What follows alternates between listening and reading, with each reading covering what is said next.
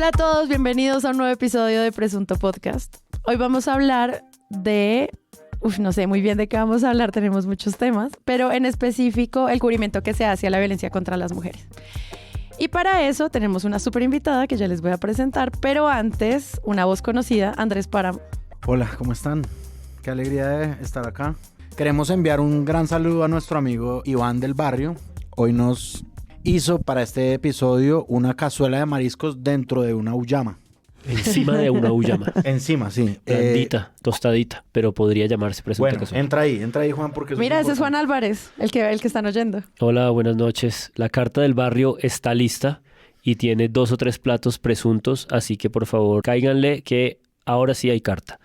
Y ahora, con ustedes, Juliana Hernández. Hola, bienvenida a Presunto Podcast. Hola Sara, hola Páramo, hola Juan, ¿cómo están? No, pues feliz de tenerte acá. Para quienes no conocen a Juliana, ella es directora de Artemisas, que es una organización de incidencia política e innovación democrática feminista. Eso suena, tiene todas las palabras chéveres juntas. Sí, yo sé, y cuando vas a la realidad es bien difícil. Gran subtítulo, bello subtítulo. Pues con Juliana hemos seguido el trabajo desde hace mucho tiempo. También en el estallido social. Andrés Páramo, aquí presente, trabajaron en un documental muy bello que se llama El Estallido, que los recomiendo para que vayan y lo vean. Entonces, pues una aliada de la casa, Juliana. Muy contenta de que estés en este episodio editorial, de una vez les advierto, en el que queremos hablar sobre una campaña que se llama Quiebre al ciclo de violencias que está liderando Meta. Meta, no el departamento, por favor, para que no haya confusiones.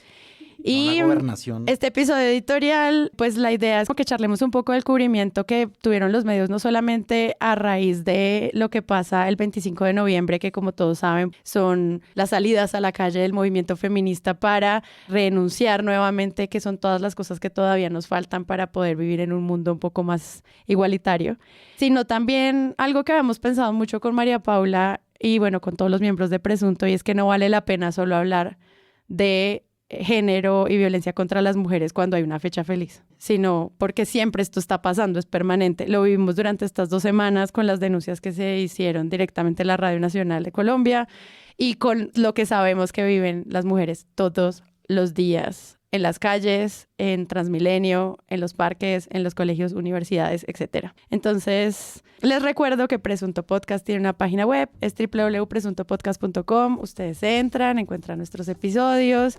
Cada vez más fácil las maneras de donar, gracias a todos aquellos que lo han hecho. Y a quienes quieren hacer parte de esta conversación, entren a nuestra comunidad de Discord. El de Canal de Género está abierto todo el tiempo, pero también el de Periodismo en Ciencia, pero también Política Internacional. Obviamente hay un canal del Mundial, entonces vayan allá y conversen. Y sobre todo nominen a sus favoritos para los premios Presunto este año, que ya están también abiertas las nominaciones. ¿No sabe cómo entrar? presuntopodcast.com.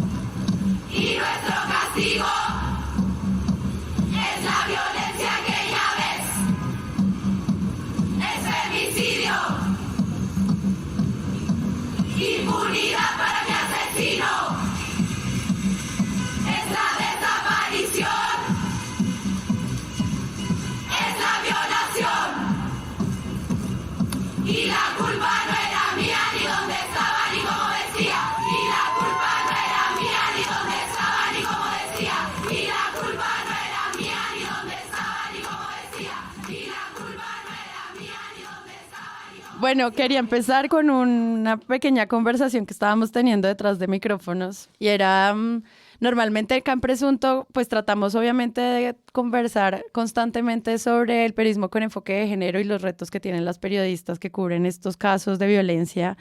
Muchas veces María Paula y yo, muchas veces con invitadas de organizaciones, con mujeres feministas, con activistas, pero también pues con los miembros de nuestro panel. Y estábamos discutiendo también dentro de estos espacios de opinión cómo se configuran la voz, no sé, aliada o de las masculinidades en esta conversación.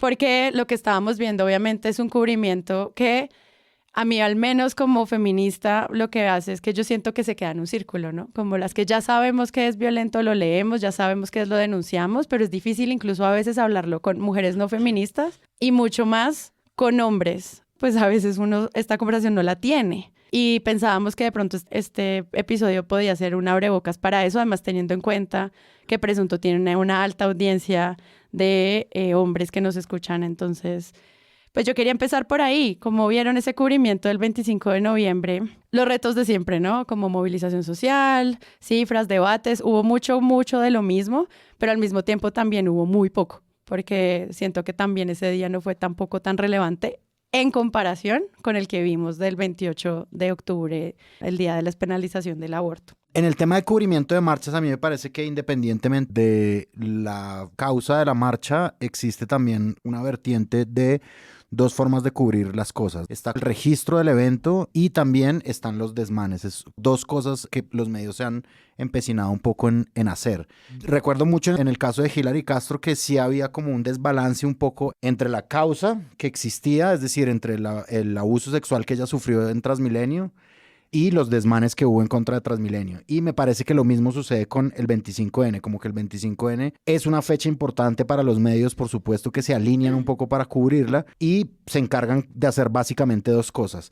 Enunciar las causas que existen, es decir, como las cifras que hay de violencia contra las mujeres, que eso me parece a mí un cambio que acrecentó desde el 25N de 2019, ¿no? Una época en la que empezó el paro nacional y que por fechas y cuestión de cronograma se juntó con el 25N y la gran movilización que hubo en la Plaza de la Hoja. Un segundo, el paro empezó el 23, ¿cierto? El 21. 21, sí. O sea, eran 4 días de exacto. paro. Entonces, claro, como había tanta convocatoria en el gobierno de Iván Duque y inició el 21N y se empezó a prolongar, esos dos paros coincidieron y las personas coincidieron en la calle, ¿no? Yo creo que desde entonces hay una atención hacia esa fecha en particular, acrecentada, digamos, en los medios como agenda propia de cubrir marchas. Y un poco también ahí empezó el debate en el que vamos a estar hablando más adelante y es la presencia de los hombres, ¿no? Es decir, yo creo que este tema de las marchas contra la violencia de la mujer, las marchas exclusivas de mujeres,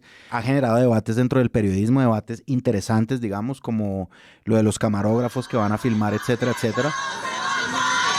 Varios grupos de manifestantes protestaron con cánticos feministas pintadas en las paredes y calles mientras se enfrentaban a las policías mujeres. Que el gobierno no escuche, que Duque se haga el que no sabe, el que no conoce y no nos acompañe. Paradójicamente, los grupos de las feministas que protestaban contra la violencia se tornaron violentas con algunos de los medios de comunicación a los que exigieron retirarse y no grabar por tener en su equipo periodístico a hombres camarógrafos. Demandaban que su plantón fuera Pero cubierto. el 25N del 2019 sí fue como una semilla porque, claro, la marcha estaba planeada desde hace mucho tiempo, pero era incontenible que se mezclara con la otra marcha del paro nacional. Entonces ahí fue donde uno pudo ver, o donde yo, por ejemplo, pude ver manifestaciones de hombres que eran criticadas dentro del movimiento feminista, por lo menos en Twitter. En primer lugar, esto es una cosa que está dentro de los artículos que examinamos para el episodio de hoy, que está como la desconfianza natural que tienen las mujeres feministas con los hombres que se autodenominan aliados. Que ese día, por supuesto, había muchos, ¿sí? Porque a mí me gusta que tú planteas esto de que trajo unos debates muy interesantes para el periodismo, pero a mí me parece que se quedó solamente con el caso de Noticias 1 del camarógrafo y no fue más allá. Cuando el camarógrafo de Noticias 1 fue que nosotros hablamos acá de, bueno, ¿qué está pasando con las mujeres camarógrafas? ¿Qué está pasando con las mujeres que hacen trabajo técnico? ¿Qué está pasando con la contratación no solo de mujeres para que sean modelos en cámara? Eso se quedó ahí. Yo no sé si luego hubo más protocolos como de acceso técnico a eso. O sea, es un gran debate que de nuevo se agota lo que dura la semana del escándalo. Y también creo que frente a lo que usted decía del tema de registro de movilizaciones, yo sí creo que eso tiene que ver también con la invisibilización que ha existido de la organización feminista de siempre. O sea, el 25N del 2019 no fue la primera movilización. De hecho, la coordinación feminista del 8M y del 25N viene de años atrás, además es una coordinación popular que se ha organizado siempre, pero que nuevamente los medios de comunicación se pegan a cubrir esta marcha porque se da en el marco de un paro nacional que además tiene una violación absurda de derechos humanos. Y justo sale la movilización de mujeres del 25N que agrupa un montón de inconformidades donde las mujeres cabemos transversalmente en lo que se estaba denunciando en el paro nacional.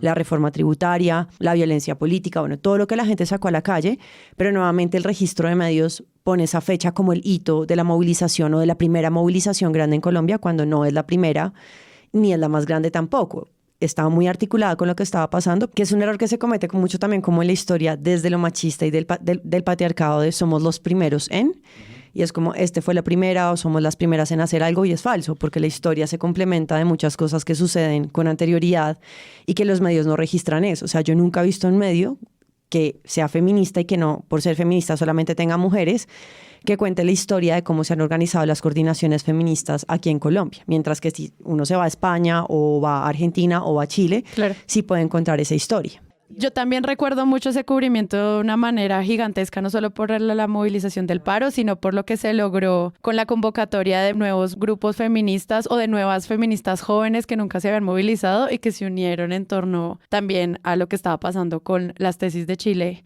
Y pues esta canción que fue tan emblemática, no solo para obviamente el movimiento colombiano que lo usaron como una bandera, sino de lo que eso significaba, tanto en Chile como en Argentina, como en todo lo que se estaba haciendo denuncia en el mundo entero. Entonces sí, bueno, es que se unieron todos los lugares comunes en ese 25 y claro, uno se imagina qué va a pasar después, cómo va a evolucionar el movimiento, pero pues ahora estamos en otro gobierno y esas cosas pues mutan también incluso en los medios.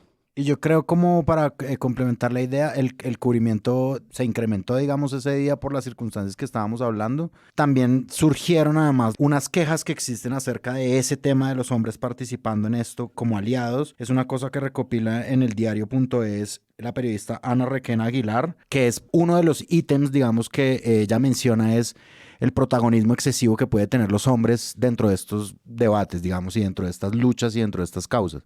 Y yo recuerdo una queja que hubo, y era de este día, 25N de 2019, justamente, de hombres subidos como en columnas que había ahí en la Plaza de la Hoja, un poco robando el protagonismo del evento central que había dentro, ¿sí? Y yo creo que ese debate obviamente no está exento de esas categorías, digamos, como que en el cubrimiento que pudimos revisar para el episodio hay un medio argentino que recopila testimonios de hombres y hay un hombre que dice una cosa que a mí me parece muy válida, y es como, aparte, digamos, de hacer parte de este movimiento de hombres por la igualdad y no sé qué, hay que bancarse la crítica, ¿sí? Toda. Que me parece, digamos, valioso que se exprese de esa manera. Ahora, los medios tradicionales, estoy diciendo, tienen un día en la agenda para cubrir esto y lo cubren a la manera tradicional de lo que lo han hecho siempre, con las marchas, digamos, o siempre, digamos, de un tiempo para acá. Cosa que se divide, digamos, del cubrimiento que hacen medios que son estrictamente feministas, ¿no? Y ahí sí hay una distinción, digamos, como de, no solamente de acceso, sino también de otras historias que se cuentan. Lo que decía Juliana, un poco una recopilación de lo histórico del evento, de quiénes participan, de popularmente cómo se hace, etcétera, etcétera. Hay un dominio mucho más grande del tema.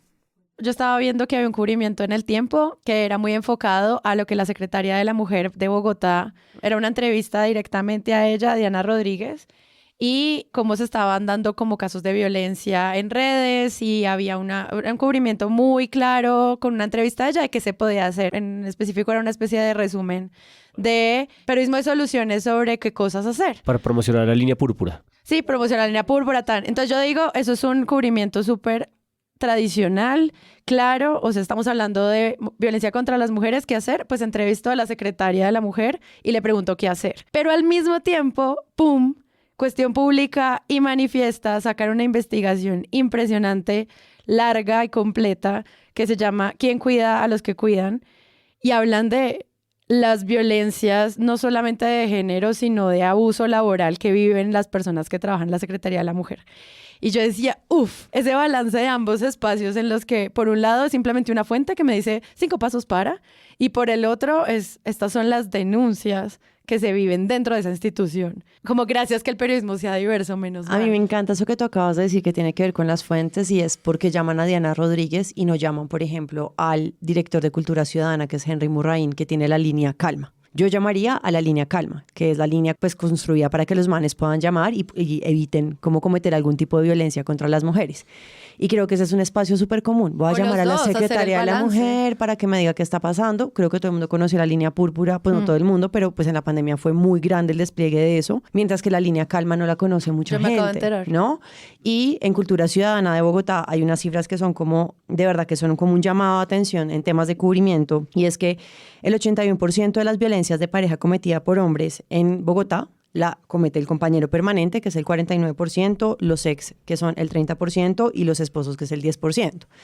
Eso muestra que la violencia está, 1, dentro de la casa, y 2, es cometida por hombres, porque el 80% de las violencias la cometen los hombres. Entonces el discurso de es que son unos pocos es falso, y hay una generalización que es válida. Si el 80% la están cometiendo manes, la fuente a la que yo debería dirigirme cuando estoy haciendo este tipo de cubrimientos es, bueno, ¿qué está pasando con los manes? ¿Qué pasó después de la pandemia? ¿Se están cuestionando? ¿Están llamando a la línea Calma a calmarse y a evitar cómo entrar en las confrontaciones que entran? Y yo no me acuerdo, o no sé, pues ustedes como periodistas, haber visto nunca un artículo de Henry Murrain explicando qué estaba pasando con esa línea. Una recomendación que yo tengo periodística de a propósito de lo que dice Juliana de la línea Calma.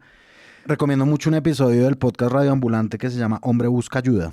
Es sobre la línea Calma. De esta forma empieza Daniel Alarcón el episodio.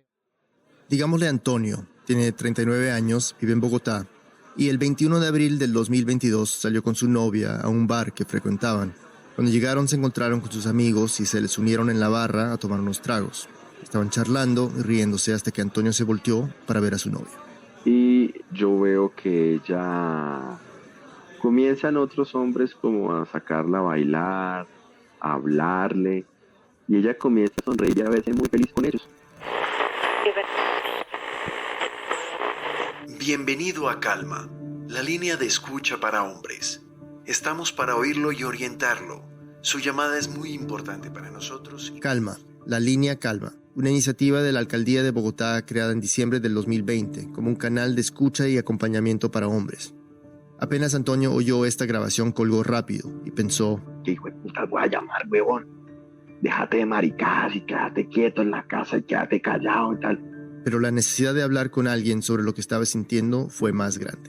Pero después dije, no, ni mierda voy a llamar. Estoy muy jodido. Y cuando uno está jodido necesita ayuda.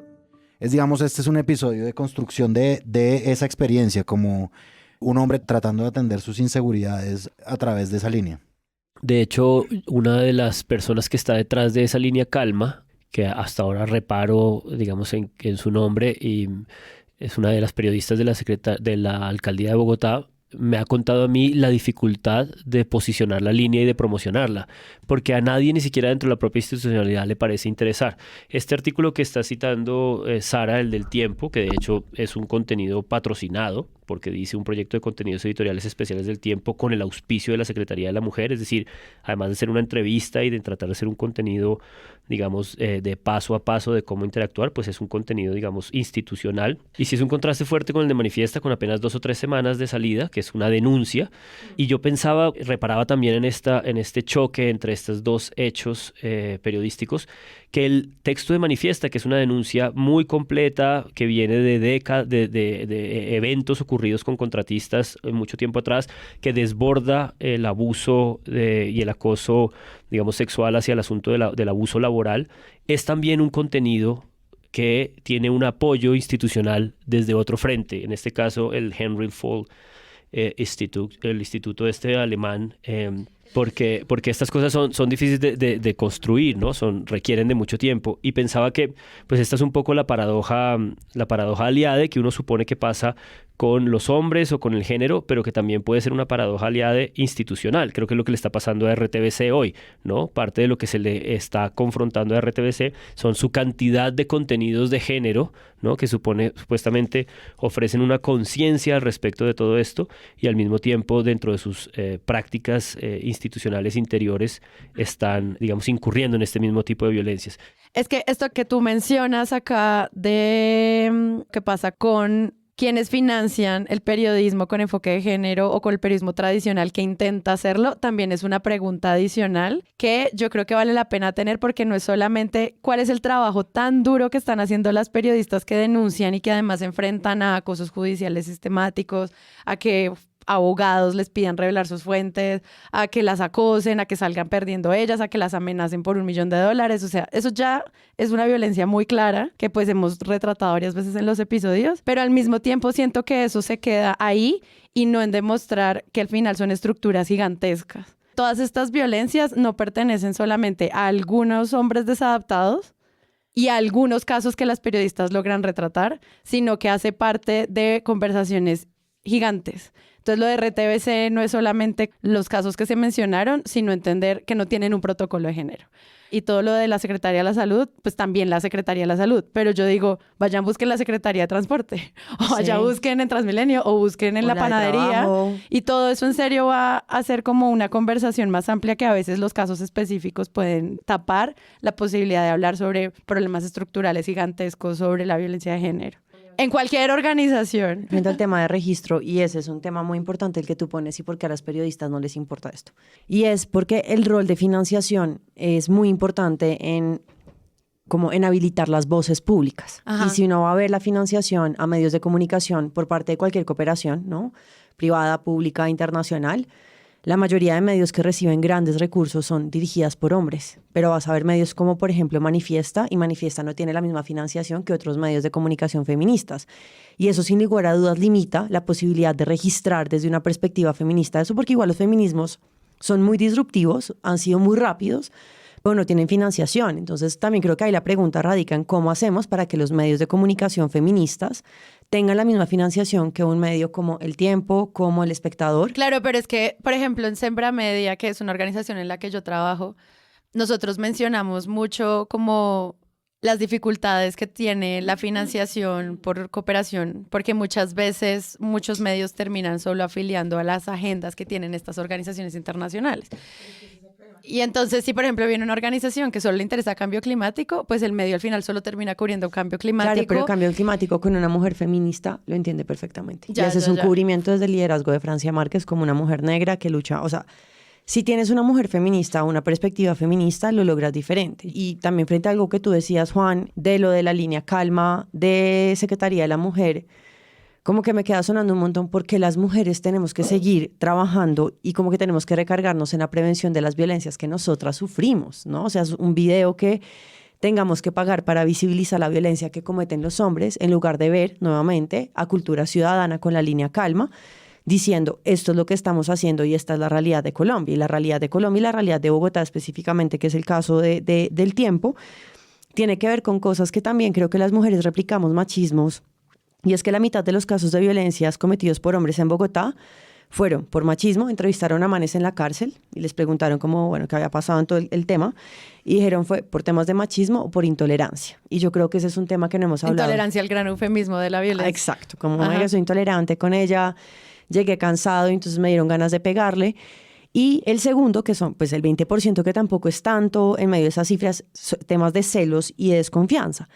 Y ahí nuevamente creo que entonces la carga está cayendo sobre las mujeres en la prevención de las violencias que sufrimos nosotras, cuando tiene que recaer sobre los hombres encargados de gestionar sus inseguridades, sus desconfianzas, que también, o sea, las mujeres también somos celosas, pero no matamos, weón. Y no significa que no seamos violentas en nuestras relaciones, lo somos y tenemos formas distintas de expresarlo, pero no somos el 80% matando a nuestras parejas por celos, por desconfianza, que son cosas que vivimos, ¿no? Y eso los medios no lo cuentan nunca, uno nunca ve ese lado de la historia. Eso que dices, Juliana, me hace pensar en un documental que recordé para este episodio, que se llama La máscara en la que vivimos, no recuerdo exactamente el título en inglés, pues que es básicamente un drama ahí muy fuerte alrededor como de esta conciencia que los hombres van haciendo sobre los roles de género que a ellos también les asignaron y los comportamientos con los que los educan.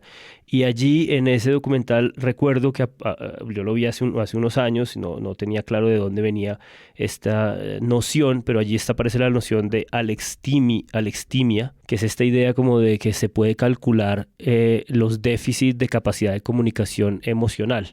Y un poco lo que mostraban en ese documental muy detalladamente con todo este estudio de adolescentes es que está estudiado con mucha claridad que a los 11 años, tan temprano como a los 11, 12 años, el vocabulario para hablar de las propias emociones de los hombres y las mujeres está ya completamente separado. Los hombres a los 11 años no tienen vocabulario para hablar de sus propias emociones. Y creo que pues ahí están como esos tejidos estructurales que son los que en general se le escapan al periodismo, como con su vértigo, como con su necesidad de la denuncia, de la fecha, de la protesta. Y me pregunto porque me parece que son esos tejidos estructurales bien difíciles de poder reportar, ¿no? De poder encontrar en las historias y de poder buscar en el trasfondo de cada uno de estos casos o de estas cifras o de estas cosas que permanentemente nos aparecen y se nos desaparecen sin mucha oportunidad de reflexión. Haciendo la preproducción de este episodio nos dedicamos un rato largo a buscar artículos sobre esto, como nuevas masculinidades, el concepto aliado, y eso yo sentía que era como tan difícil, como que los medios al preguntarse esto, pues lo que yo veía allí era una falta completa de una pregunta sobre eso, lo que tú estabas mencionando ahorita, porque cuando tú y yo hablamos de, ay, qué chévere, hagamos un episodio sobre esta conversación, pues yo dije, sí, yo como siempre, cuando voy y busco sobre el ELN, pues armo un documento de 87 referencias. Cuando voy y busco una pregunta sobre nuevas masculinidades y sobre cuál es el papel de los hombres para la lucha en contra de la violencia de las mujeres, hice un silencio dramático. No fue un error de la edición.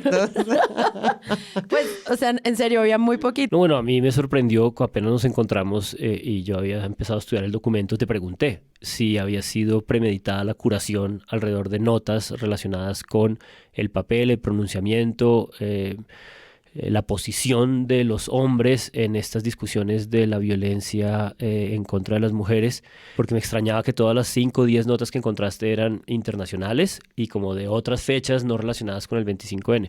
Y me dijiste, no, son las que encontré, ¿no? Es decir, me parece que sí es un espacio muy desaparecido, por lo menos en el cubrimiento nacional colombiano, esta pregunta de cuál es el lugar, la posición de enunciación y de responsabilidad de los propios hombres en esta epidemia, digamos. Pero en esa búsqueda de fuentes que encontramos internacionales, me interesó una en particular que se llama Postmachismo Cómplice, que es del país de España, que está fechada en alrededor de un 25 de noviembre, pero de varios años atrás, y que pone de presente un poco lo que yo creo que en algún momento Páramo estaba planteando al principio, y es esta idea de que también se ha generado una especie de movimiento reaccionario, ¿no? Creo que la impugnación que el feminismo ha traído a la mesa pública en las últimas décadas en América Latina, pero en décadas posteriores en otro tipo de sociedades, pues es una impugnación bastante disruptiva y bastante significativa en lo que está señalando de manera estructural y este texto me interesaba mucho porque básicamente lo que trata de elaborar es como sobre la retórica que se genera alrededor de la respuesta de los hombres que se consideran señalados y que se consideran agredidos frente a este tipo de impugnaciones y pues es una retórica que creo que no hace falta demasiado análisis para darse cuenta que tiene que ver mucho también con el discurso de las derechas globales contemporáneas. Por supuesto, la izquierda progre tiene también sus dificultades y sus oscuridades frente a este debate, pero en este caso en concreto, esta instrumentalización, digamos, de la respuesta retórica de lo que este texto llama posmachismo, es una cosa muy, muy asociada con el discurso de las derechas. Pues es que ese vacío que uno ve en los medios para hablar sobre qué pasa con estas violencias a partir de la voz de los victimarios o incluso pues, o de los testigos que protegen a victimarios, pues lo que está haciendo es relegando esto de nuevo a ese lugar privado que es del que queremos sacarlo. y pues que esto se siga manteniendo en agendas hiper privadas y no públicas y olvidadas, pues no sé, termina mandando estas conversaciones que puede que no ocurran o nunca lo sabremos, es más como en los grupos más pequeños entre amigos y no con el cubrimiento mediático. O sea, esa pregunta es realmente la pregunta existencial y lo hablamos hoy también con usted y es, las violencias ocurren dentro de la casa y en un país que tiene dos instituciones como que no se pueden romper, que es la familia y la religión, ahí los medios de comunicación tienen un reto gigante porque es destruir una institución que en un país que ha vivido una guerra desde su fundación tiene que matar al papá, tiene que matar al abuelo, tiene que matar al primo, tiene que matar al tío, que son quienes están cometiendo este tipo de violencias dentro de los hogares. Pero también como que siento que como periodistas, hombres, y aquí como que quiero hablar con ustedes dos, yo sí siento que tienen todo el derecho a tener miedo y que el miedo además es una emoción que ha sido negada para ustedes y tú lo señalas con el tema del documental. El miedo no es de los hombres, ¿no? El miedo es algo de las mujeres, es un espacio que además sabemos habitar muy bien, en lo público, en lo privado, en nuestras vidas en general. Pero yo sí creo que la respuesta que hemos dado las feministas a las actuaciones de los hombres son violentas y lo que estábamos hablando las dos antes, no las defiendo ni tampoco las comparto porque también es circunstancial el momento en el que se produce la violencia.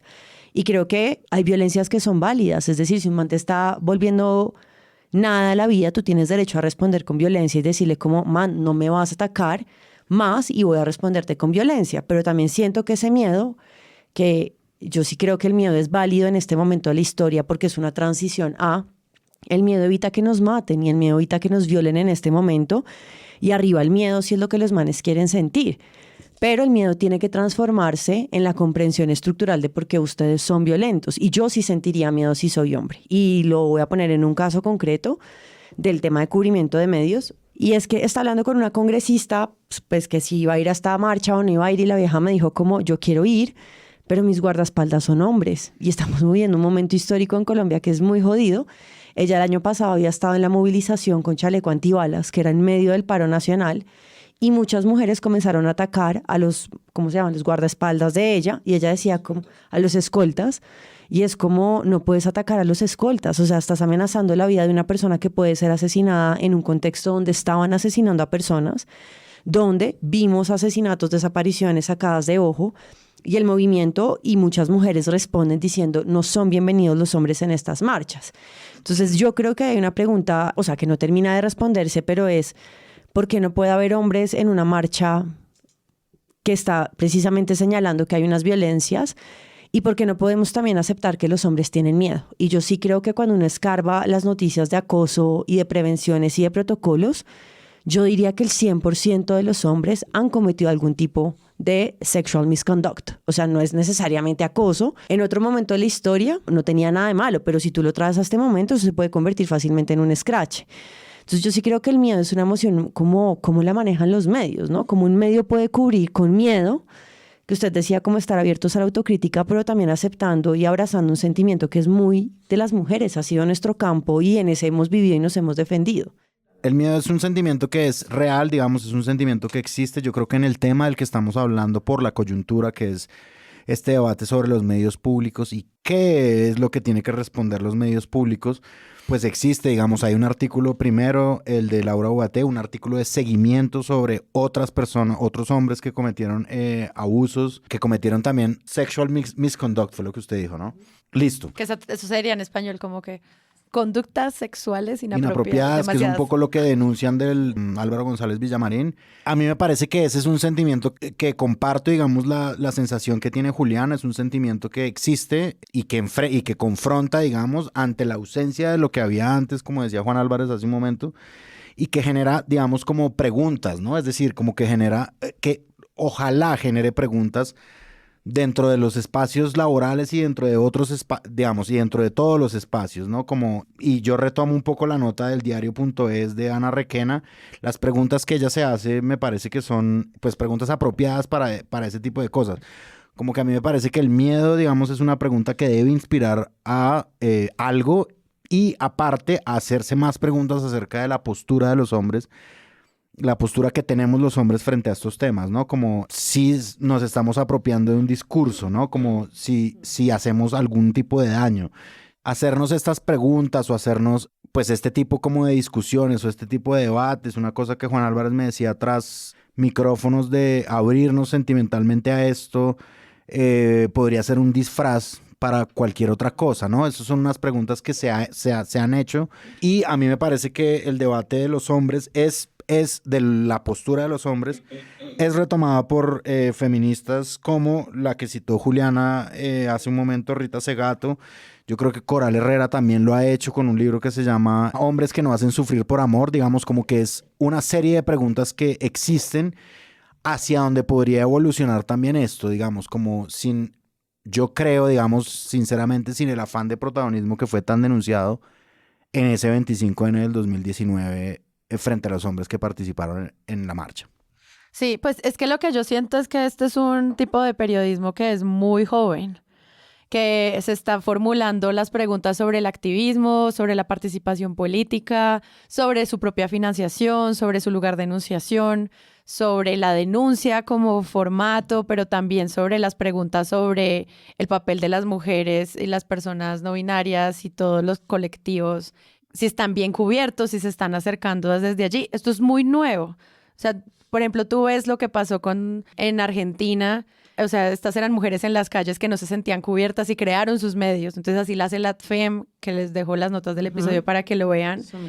Porque el trabajo de ellas, pero pues también todo era innovador porque se lo estaban inventando, o Malvestida en México, o lo que están haciendo en Manifiesta Acá, o lo que hace Muy Guaso en Bolivia, o GK en Ecuador. O sea, son iniciativas súper novedosas que yo entiendo que las primeras preguntas que se hagan es sobre el lugar de las mujeres, pero eso apenas está empezando. Y se siente muy paso a paso con la construcción de un nuevo periodismo. Yo hace poco califiqué una tesis universitaria que era ¿qué es el periodismo cultural feminista? O sea, ni siquiera se había pensado en cómo la cultura afectaba a las mujeres hasta que yo vi esta tesis, porque lo puedo decir porque la estudiante que hizo bien su tarea dijo no hay. Entonces, pues yo le creo. También cuando hicimos el episodio sobre el Mundial, que trajimos una locutora y ella también tiene un medio, pero enfocado a fútbol femenino, y es por primera vez alguien que está cubriendo eso con ese enfoque de género. Entonces siento que esto está empezando y que los retos, pues se vienen, y que ahí es donde uno empieza a preguntarle, al menos como que nos digan a Natalia, que seguro va a escuchar este episodio y demás, cómo va a empezar a hacerse la pregunta sobre las masculinidades en esto, pero porque sí es importante. Ahí difiero. O cómo lo harían. Y es porque las mujeres tenemos que hablar de nuevas masculinidades. O sea, ¿por qué si se están fundando medios feministas dentro de los medios tradicionales que además tienen capital social, económico, cultural, no se hacen preguntas no sobre nuevas masculinidades? O sea, yo no tengo ni idea de qué es eso. Ser una carga. O sea, nosotras tenemos derecho a cubrir lo que tú estabas diciendo, ¿no? Como a quien ustedes hablan sobre el dólar, hablan sobre el ELN, hablan sobre todos los temas, y absolutamente todos los temas que ustedes tratan tienen que ver con la lucha feminista y con el movimiento feminista desde una perspectiva política, económica y social. Y creo que eso es suficiente para las feministas tener que hacerlo. Más bien la pregunta está en por qué los hombres que hacen parte de medios que tienen todos, tienen todos los medios materiales para hacerlo, no se están haciendo estas preguntas que nos estamos haciendo las mujeres. Uno. Lo segundo, ¿por qué no? Y ahí coincido con Páramo, yo creo que se reduce mucho el tema de la lucha feminista y de las nuevas masculinidades a no es que los hombres tienen derecho a llorar y a expresar sus emociones. No, o sea, ese no es el problema. El problema es que ustedes asesinan. O sea, el problema, si quieres llorar o no quieres llorar, yo no lloro en público. O sea, yo me voy a un baño, me encierro y allá lloro feliz y salgo como si nada hubiera pasado. Feliz. ¿No? O sea, como no me interesa que me vean llorando, porque además en mi imagen de mujer fuerte pues no lo acepto y no lo permito fácilmente. Pero sí creo que dónde están las preguntas de los hombres dentro de estos grandes medios. O sea, Juan Esteban ahora que está en el país, que tiene la posibilidad de hacerlo, Fidel Cano dentro del Espectador, o sea, estos grandes medios de América Latina, ¿por qué no se están cuestionando y no se están haciendo estas preguntas de qué tanto dinero le están destinando, porque este es un tema de dinero, a sacar de lo privado y volver público unos debates que sí suceden en los grupos de WhatsApp? Porque las violencias empiezan desde esos espacios. O sea, el machismo tampoco es algo que tú lo veas, sí lo ves todo el tiempo como mujer, Pero dentro de los amigos, dentro de los grupos de WhatsApp, dentro de los grupos de Instagram, dentro de los grupos de fútbol, los comentarios en las fiestas entre manes cuando solamente están manes, son los que permiten sostener, y tú lo decías, sostienen un sistema y una estructura. O sea, el violador no está solo, el acosador no está solo, el profe no está solo, ni tampoco estuvo solo Ciro Guerra, ni tampoco estuvo Antonio Caro solo, y lo hablábamos hoy. Pero es cuando a Antonio Caro le salieron las denuncias de acoso, todas las mujeres habían dicho que habían sufrido cierto tipo de acoso por él. Si lo sintieron las mujeres, ningún hombre en serio vio en una fiesta que estos manes hacían eso. O sea, lo vemos las mujeres dentro de nuestros amigos y nos hemos tenido que cuestionar qué amistades tenemos para que los hombres no estén cuestionando eso y los medios no estén reportando ese tipo de violencias, porque no están sacando de lo privado la esfera de nadie lo vio. O sea, ¿cuántos años pasaron para que esto pasara y nadie lo vio?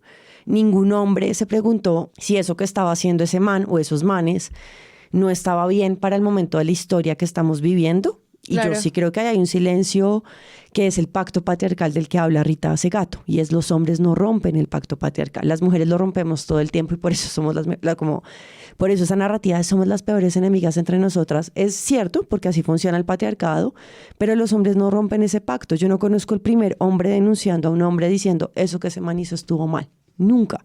Siempre es una mujer poniendo una denuncia que perfectamente podría ser un hombre. Que te la recoge una mujer periodista. Exacto, tú En la buscas que a hay una miedo mujer también. y que no tiene plata. Pero pues es eso que yo decía, o sea, los grandes retos de los medios son ver de qué manera esas conversaciones que se dan en esos grupos privados salen, porque lo que estaba diciendo Juan al comienzo, esa conversación sobre cómo todas estas violencias, pues la gente se las calla y las conversa de manera privada, porque pues si las digo públicamente, entonces viene la cancelación. Eso trae unos círculos de no diálogo muy fuertes que pues no permiten quebrar el ciclo de violencia, porque pues al final lo que está llevando es que todas esas cosas que empiezan a pasar de manera privada, o sea, la gente habla de WhatsApp como una red social. No, WhatsApp no es una red social, es una red de mensajería encriptada. Entonces, ¿uno cómo llega allá? Por eso, al mismo tiempo, la conversación sobre fake news es tan difícil, porque las mentiras también se mueven en redes privadas. Entonces, si la violencia digital se mueve en redes privadas, ¿cómo los periodistas llegan allá sin violentar la privacidad de las personas, que también es una conversación amplia? Yo no sé, a mí me parece súper difícil. Y sobre todo, es algo difícil también cuando uno pues no lo plantea, porque estos debates los tienes que tener todo el tiempo, pero muchas personas, como no tienen las herramientas o las ganas o los conceptos o las ideas, creen que entonces no deberían hablar de eso y se llaman al silencio. Y luego lo comentan con un amigo y no sé, violentan a una mujer en sus fotos o le dicen mentiras sobre ella o la tratan mal en redes internas. Y ahí no llegamos los periodistas. O sea, por ejemplo, las mujeres. Ni las mujeres. O sea, creo que ahí ustedes tienen mucho que decir. Porque No sé es si como, les pasa que tienen esos grupos. yo creo que ya no, Boleteen, o es no, más ilegal. No, pero cuenten, porque yo sí siento, o sea, me parece interesante. Yo lo he hablado con usted y otros amigos, pero es como, yo sí siento que ha habido una disminución desde el 2017, que es hace nada, a hoy. O sea, las preguntas que yo les hacía a ellos en el 2017, a lo que me responden hoy, es marica, cero. No, la verdad es que yo no tengo un grupo de WhatsApp, no tengo un solo grupo de WhatsApp donde haya como una circulación, digamos, descarada de material denigrante de nadie. O sea, y no lo tengo hace mucho tiempo, no recuerdo haberlo tenido. Tengo un grupo de fútbol, efectivamente, en donde solamente hablamos de fútbol. O sea, ni siquiera hablamos de fútbol, hablamos de millonarios. Porque realmente no nos importa el fútbol. Importa solo millos, perro. No nos importa millos. Supongo que sí puedo recordar. Yo tuve una especie de cadena de comunicación previa a la mensajería, para que vean lo viejo que soy, que eran correos electrónicos. O sea, era como una cadena de correos electrónicos donde compartíamos cosas, no sé, hace probablemente 15 o 20 años. Y la verdad es que tendría que hacer como arqueología para recordar qué pasaba allí. Supongo que ahí de pronto estábamos encontrando vocabularios como para darnos cuenta de muchas de estas cosas de las que por fortuna cada vez somos más conscientes. Yo no recuerdo, digamos, como un intercambio de pornografía explícito con amigos míos hombres. No lo recuerdo, probablemente sí existió. Marica, ¿yo qué amigos tengo? No, yo no creo que eso sea muy ajeno, digamos, como que yo no lo recuerdo, porque es lo que usted dice. Uno también vive un poco en la memoria de los últimos 6 años, 7, 10 años, digamos. Pero, digamos, sí había, en una época adolescente, digamos, mía, sí había como un intercambio de pornografía, pero pornografía de ese tipo, ¿no? Como de la que existía en la época en que yo era adolescente, como existe esta película, existe esta revista, vea esta película, vea esta revista. Sí, exacto. Yo creo que eso, digamos, a mí me tocó y pues evidentemente la pornografía es una cosa de la que no se habla tanto desde hace un tiempo, ¿no? Y de un tiempo para acá sí se ha hablado mucho más, sobre todo de la explotación de pues, los actores y las actrices porno, sobre todo las actrices. Sí, pero digamos como que yo no estoy tan consciente de un grupo de hombres en WhatsApp intercambiándose pornografía. Eso sí no lo tengo tan Igual presente. no es solo pornografía, o sea, yo siento que hay muchas violencias que simplemente pasan y, Sí, micromachismos de todo tipo. por ejemplo, uno, no sé, ver cómo alguien de un grupo está haciéndole gaslighting a su novia y esta chica está sufriendo y está pasándola mal y uno, no, pues es que así son. Eso es una violencia de salud mental muy fuerte que ven muchas mujeres a las que no las lastiman físicamente, pero sí les hacen una afectación de su salud mental muy fuerte. Y eso también yo lo he vivido callándome yo, porque al final uno sí presencia muchas violencias y como no tenemos herramientas emocionales desde los medios ni desde ningún lado para lidiar con eso, pues sí pasan en esos espacios. Afortunadamente a ustedes no les pasa, pero yo sí recuerdo haberme salido de un grupo de colegio porque empezaron a llegar estos mensajes y pues me salí. Pero pienso como qué triste que al final se reduzca eso, porque al yo salirme pues también me pierdo de ver cuáles son esas dinámicas de conversación en donde, pero si lo digo privado con mis amigos está bien. Y ahí es donde se fecundan ideas un poco más fascistas en torno al papel de las mujeres y también en la sociedad pública. O sea, no sé si a ti te pasa, pero porque sí tiene que ver con el tema de cubrimiento de estas violencias que no se pueden reducir al 25N, que es lo que veníamos hablando las dos. O sea, hablar de esto es como tiene que volverse un hábito, y un hábito desde lo micro hasta lo macro, y lo macro se condensa en una movilización que se da el 25N, el 28S y el 8M en el caso del movimiento feminista. Pero yo sí creo que hay violencias tan normalizadas y que también es súper agotador enfrentarse como a estas microestructuras que ocurren en lo privado, que al final tú terminas aceptando cosas como es que usted es una feminista fastidiosa, es que usted siempre se caga las fiestas, y en esa normalización también pasa porque no tienes un respaldo mediático que te permita, como los medios que consultan ellos, y lo digo porque yo siempre cuento esta historia, pero bueno, yo trabajo en el sector financiero y ellos no leen, o sea, ellos no van a escuchar Presunto. No van a escuchar Manifiesto, van a escuchar Presunto. O sea, ellos van a leer La República, Portafolio, y ahí no hay nada, o sea, ahí sí es que, mejor dicho, no existe absolutamente nada de eso. Familia un protocolo, sí, o sea, un protocolo cero. Pues Blue y Radio lo más grave es eso que tú acabas de decir, familia y religión. Y es la familia donde ocurre el tema de violencias basadas en género. Entonces, ¿cómo llevas eso a esferas? Que no, porque nosotros somos una pequeña porción de la sociedad, ¿no? Como los ONGeros y las ONGeras cool, los medios de comunicación independientes, que es una porción súper pequeña de lo que pasa en la sociedad colombiana. Y siento que en esos medios donde nuevamente hay recursos, hay capital y hay unos interlocutores que son los que escuchan manes, o sea, si saliera Petro o Juan Manuel Santos o incluso Álvaro Uribe Vélez a denunciar las violencias que hay contra las mujeres dentro de sus partidos y de sus organizaciones, sería completamente distinta la respuesta. O sea, si Uribe un día saliera a decir como no más contra María Fernanda Cabal, no más contra Paloma Valencia, se disminuiría inmediatamente la violencia contra ellas, que es distinto cuando dice Paloma defendiendo a María Fernanda o en cualquier sector. Entre ellas, sí. No pasa nada. Y yo creo que nosotras crecimos con eso, ¿no? Como que crecimos con el tema de normalizar y de estar señalando todo el tiempo una estructura que es que no es individual. O sea, yo también creo que es muy difícil y ahí como que volver al tema. Uno, pues las cifras no importan. O sea, el caso de RTBC demuestra que las cifras no importan. Es el caso de pocas mujeres denunciando, pocas mujeres, son muchas, pero son pocas en comparación con lo que somos como Colombia, denunciando un caso específico, un caso concreto, con unas personas concretas que son los protagonistas de un sistema. No son ellos, son los protagonistas que encarnan unas prácticas que están normalizadas, y eso yo creo que no lo señalan los medios de comunicación y es algo que a mí me queda faltando en la narrativa, incluso de medios feministas. Yo sí quiero escuchar la voz de los hombres, sí quiero escuchar la voz de Ciro Guerra no atacando a Catalina ni a Matilde poniéndoles una denuncia, ni a Martín de Nómada, sino escuchando ¿qué habilita que tú puedas hacer eso tantos años? Porque es que ese es un tema, es que esto no es reciente. Y esa habilitación te la producen otros manes cuando se sientan a tomar café, trago, y dicen como, man, ¿usted por qué hizo eso? Porque lo hemos vivido con nuestros amigos. O sea, yo creo que ninguna de nosotras está exenta de haber tenido un amigo que haya sufrido por eso. Y siempre la reflexión es como, ¿por qué hizo eso? ¿Por qué no se dio cuenta? Y muchas veces la respuesta tiene que ver con el tiempo, ¿no? Como en ese momento eso era normal, en este momento no es normal. Y es como, no, eso nunca fue normal. O sea, nunca fue normal. El tema es que ahora hay denuncias frente a eso y yo creo que los medios no han cubierto esa narrativa del otro lado, que es lo que a mí me falta. Yo también quiero escuchar al otro lado. Como que fue eso que permitió esta ¿Por qué actitud, lo o sea, hace? como Porque que... lo hiciste, o sea, que te hace pensar a ti que tienes derecho a hacer eso y no es como una jueza, porque yo creo que las feministas o el lugar desde donde yo me enuncio como feminista es un lugar de abolicionismo. Yo no creo en las prisiones, ni creo que ningún ser humano tenga que ir a una prisión. Creo desde mi feminismo que las personas se rehabilitan socialmente y no, eso no pasa solamente en la cárcel. O sea, nosotras cambiamos y el cambio desde los feminismos también toma años decir como, uff, pucha, aquí hay un montón de incoherencias. Pero hay preguntas que yo tengo del otro lado y es como, ¿tú qué estabas pensando cuando hacías eso? O sea, ¿en serio no te diste cuenta que había una relación de poder? Porque yo sí tengo muy claro cuando hubo relación de poder, cuando le coqueteé a personas que eran como mis subalternas.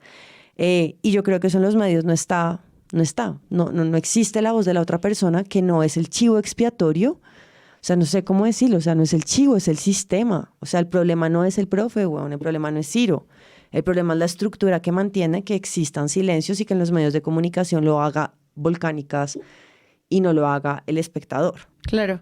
O algo que también estaba viendo que pasa, al menos en medios más digitales o más pequeños, como en TikTok, en Instagram, y es que cuando aparece la voz de los hombres que se prestan para hablar en un micrófono para esto, o sea, los hombres siempre tienen un micrófono, lo cual es que es muy contradictorio este episodio por eso. Sí. Pero digo, siempre tiene un micrófono, digamos que tiene un micrófono y yo solo sentía que era para burlarse. Les preguntaban, ¿uno puede entrar al baño si tiene la regla? Y los chicos pues no sabían porque no se habían hecho preguntas sobre cómo funciona el aparato reproductor femenino. Entonces, lo que hacía la periodista influencer era burlarse de ellos, como, no saben que si tienes una copa menstrual puedes ir al baño. Y yo pensaba, pues acá hay un claro vacío en que en 2022 hayan personas en una universidad no sabiendo cómo funciona un tampón y cómo funciona, no sé, cualquier tipo de elemento de higiene femenina. Estoy hablando de lo más básico. La única vez que le dan voz a los hombres es para ver qué tan ignorantes son en el tema y burlarse. Es verdad.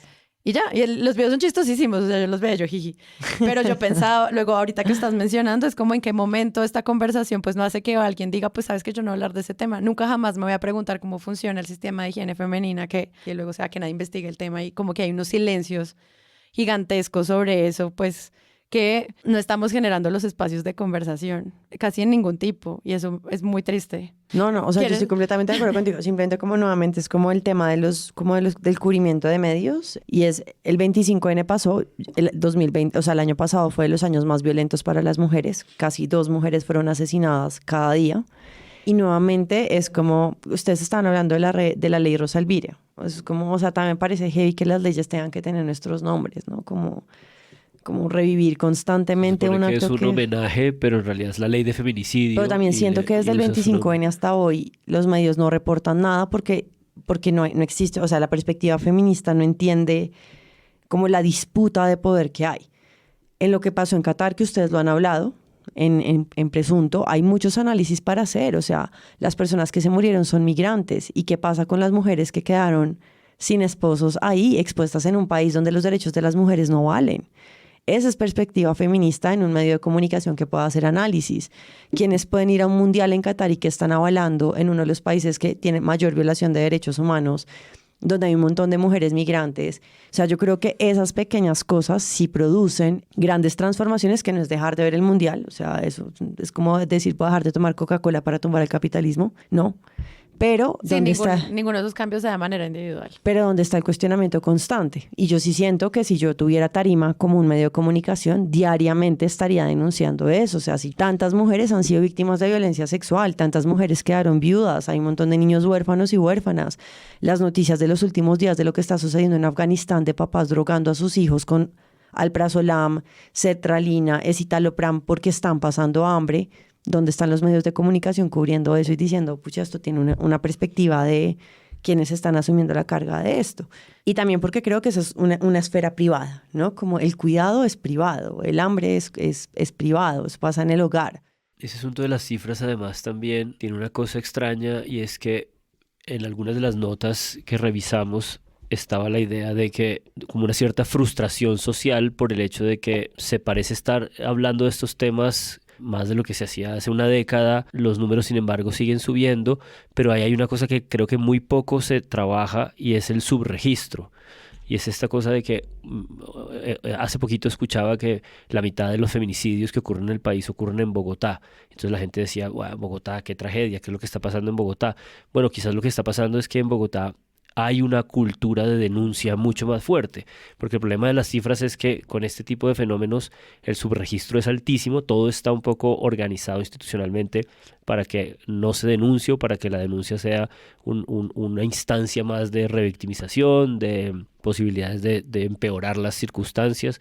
Entonces, claro, ese asunto de las cifras es bien difícil de manejar porque parece como que están creciendo y por lo tanto la política pública no está funcionando, y puede ser al contrario. El hecho de que estén creciendo es porque la política pública por fin está empezando a registrar, ¿no? Entonces creo que esa complejidad de las cifras tampoco nunca creo que aparece como suficientemente tratada. Pero bueno, uno de los ángulos... A mí me parece que, muy difícil porque, o sea, nosotros decimos, no nos centremos mucho en las cifras porque las cifras pues al final terminan simplemente normalizando una violencia. Hablemos de las historias. Pero cuando hablamos de las historias, pareciera que fueran casos aislados. Entonces, encontrar ese balance entre cifras e historias, yo creo que es un debate que los periodistas tienen muy fuerte, porque ¿cómo encontramos eso sin desnaturalizar la situación, pero sin dejar por fuera el hecho de que esto es un problema sistemático? Eso que dices es un problema epistemológico, o sea, es un problema bien sofisticado, y creo que una de las notas que más me interesó al respecto es una que firma en El País de España una psicóloga clínica, Jimena Goldberg, que se llama ¿Por qué la violencia contra las mujeres es un problema de salud mental pública? Y creo que es una gran nota porque justamente consigue tejer muchísimas cifras de muchísimas instancias diferentes, es decir, no solamente cifras de violencia, y logra en ese entramado de cifras irnos conduciendo hacia la comprensión de este enfoque de salud mental, ¿no? De cómo hay un superviviente, y ese superviviente es justamente como el sujeto social, el sujeto político que hay que intentar, digamos, sanar, reconciliar, traer de nuevo como en su reparación al mundo.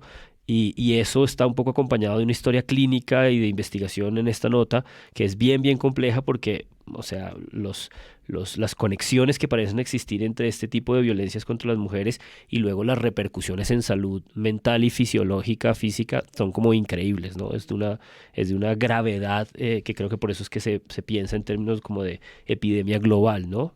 Pues ellos hablan obviamente de los feminicidios, esto es algo que mata, pero también en ese artículo esta doctora explica cómo los golpes y la violencia física pueden afectar a largo plazo. Por ejemplo, si el estrangulamiento te causa algún tipo de daño cerebral que se ve a 10 años después. Cardiopatías. O cardiopatías. Y habla de esas cosas que a veces uno no piensa, como esta persona la golpearon, pero menos mal ya se recuperó. No, eso puede generarte algún trauma que queda de por vida. No, el estrés postraumático es... Y finalmente eso que tú dices, la salud mental, es que en serio el nivel de inseguridades que genera la violencia, o sea, lo que queda con la violencia psicológica, personas que no vuelven a confiar, personas que no vuelven a creer en sí mismas, personas que caen en depresión, que terminan medicadas, eso es algo que tampoco se puede mapear tan fácil, pues porque yo no me imagino un periodista haciéndole seguimiento a 100,000 casos a ver qué pasó después de... No, son investigaciones clínicas, son investigaciones clínicas. Entonces Sobre el tema de las cifras, Julián y yo habíamos hablado antes del episodio. Yo creo que yo tuve una experiencia con eso que fue lo de...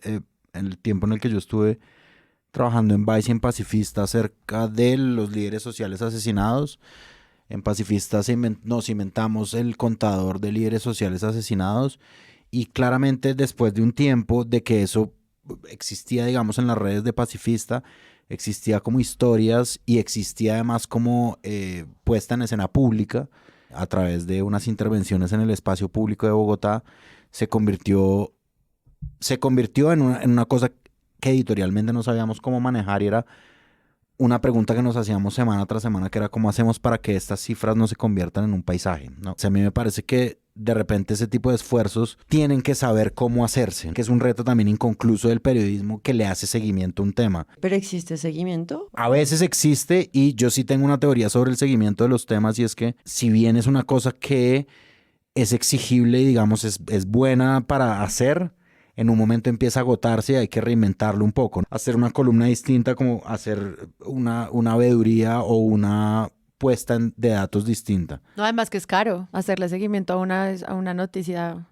Pues requiere poner recursos de un medio mientras podrías estar cubriendo la actualidad, que es lo que la gente está consumiendo. Poner a un periodista a hacer seguimiento, pues es un recurso adicional para los medios. Que no sea la única vez que hablamos de género, siempre lo decimos. Y pues yo creo que ahorita pues las conversaciones también son pensar desde las personas que nos están oyendo y se aguantaron esta hora larga. ¿Qué ocurre de manera interna en las violencias que ustedes mismos presencian de manera, ya sea en sus casas o de forma digital?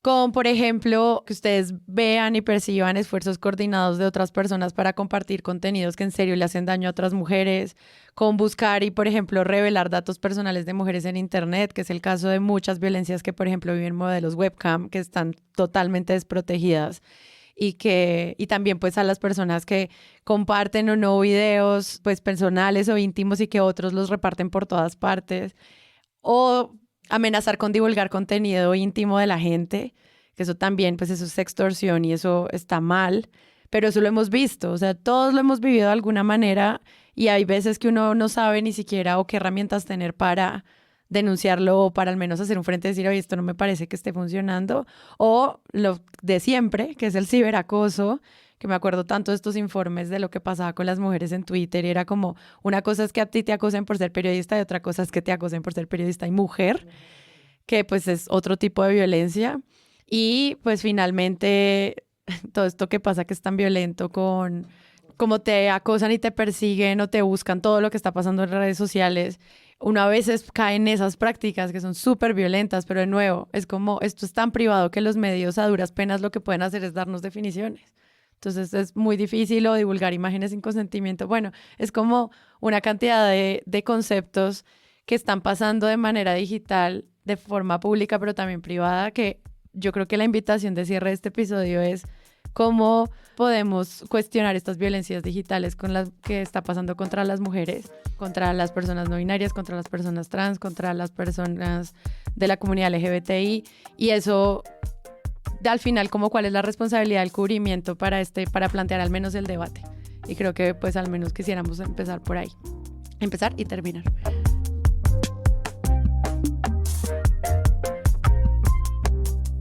Si les gustó este episodio y quieren apoyar este podcast, los invitamos a que lo compartan en todas sus redes sociales. Esa es la mejor manera de crecer. Presunto Podcast es producido por Sara Trejos con el análisis de Santiago Rivas, María Paula Martínez, Juan Álvarez y Andrés Páramo. La postproducción la hacemos Rodrigo Rodríguez del Oro Podcast y yo. Nuestra asistente de producción es Paula Villán de Sillón Estudios. Les invitamos que visiten presuntopodcast.com, donde pueden ser donantes y parte de la membresía de Presunto. Con su ayuda podremos financiar este proyecto y diseñar mejoras para ser sostenibles y salir cada semana. Al mismo tiempo, en la misma página pueden encontrar el ingreso a nuestra comunidad de Discord, que si no saben qué es, imaginen un superchat donde cada tema tiene su propio canal, desde una selección de memes y titulastres, pero también canales de crítica de medios sobre periodismo de género, internacional, ciencia, político, cultural y chequeos. También pueden escucharnos en nuestro canal de YouTube y en todas las plataformas de podcast. En algunas de esas plataformas nos pueden dejar calificaciones y comentarios. Eso siempre ayuda a que otras personas nos encuentren. Presunto Podcast es producido en Sillón Estudios, una red de podcast independiente donde pueden encontrar otros podcasts. Gracias a ustedes por escuchar. La próxima semana esperen un nuevo episodio.